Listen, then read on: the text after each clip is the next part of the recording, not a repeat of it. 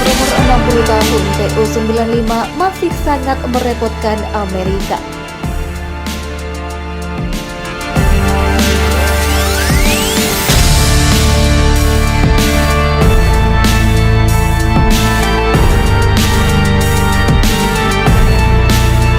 Dalam beberapa waktu terakhir, pembom strategis Rusia Tu-95 Rusia berkeliaran di sekitar wilayah Amerika.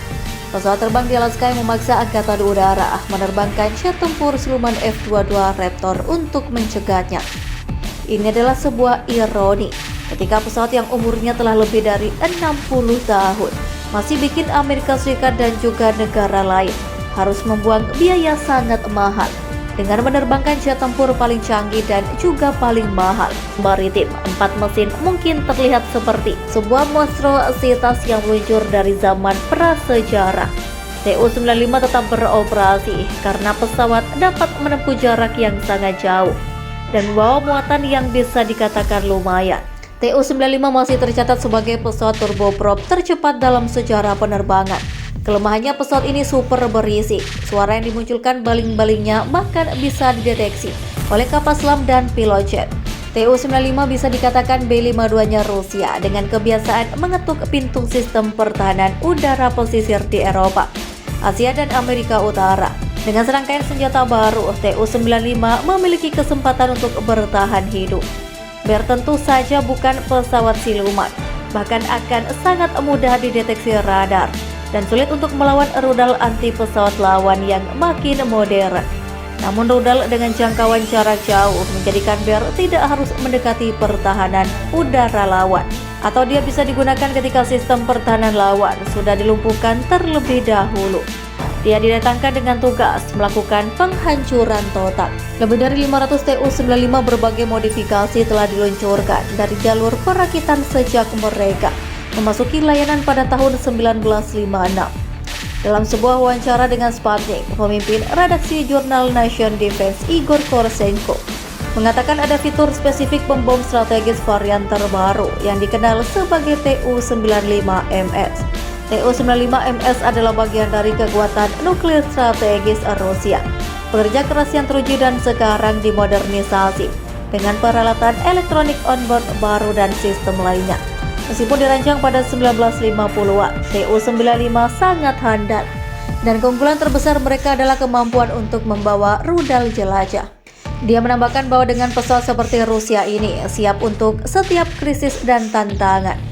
Dari sudut pandang karakteristik teknis dan kontribusinya terhadap kemampuan pencegahan nuklir, Tu-95 bersama dengan Tu-160 yang sekarang dimodernisasi adalah pembom strategis yang sangat efisien.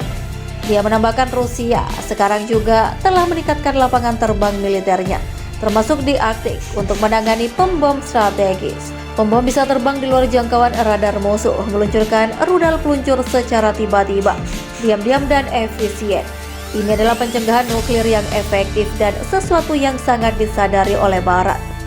Tupolev Tu-95 adalah sebuah pesawat pengebom strategis dengan 4 mesin turboprop berkapasitas besar. Pertama kali diterbangkan pada tahun 1952, Tu-95 memasuki dinas dengan Angkatan Udara Soviet pada tahun 1956 dan diharapkan untuk tetap terbang bersama Angkatan Udara Rusia sampai setidaknya 2040.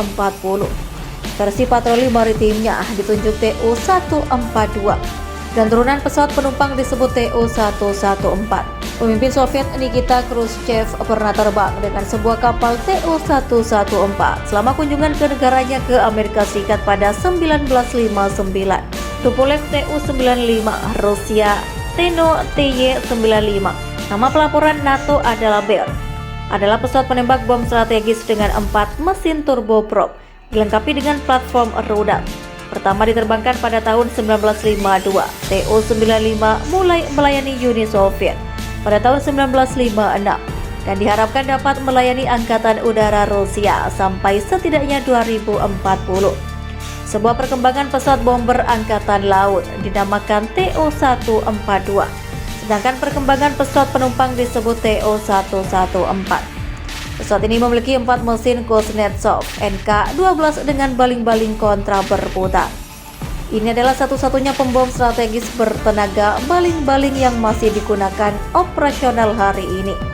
Tu-95 adalah salah satu pesawat militer yang paling keras, terutama karena ujung bila baling-balingnya bergerak lebih cepat daripada kecepatan suara.